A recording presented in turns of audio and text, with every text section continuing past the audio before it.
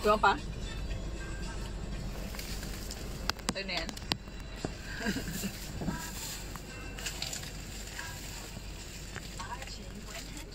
Ayan naman. Ito baka busog ako. Lulutuin pa naman. Ang ganda kasi mga parang bagong luto. Mainit pa eh. Mainit pati itong mga pinakapan.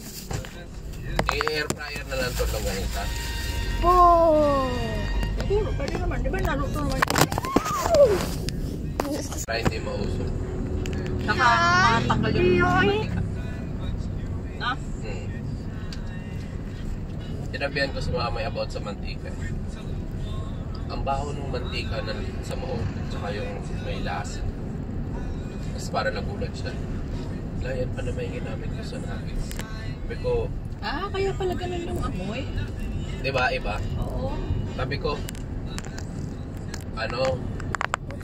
pag magpiprito ito na lang gamitin mo, bumili kami ng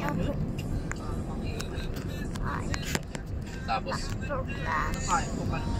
sabi niya, tapos sabi ko, gagamitin mo lang yan pag wala na talagang hindi. Hindi, tapon na yun.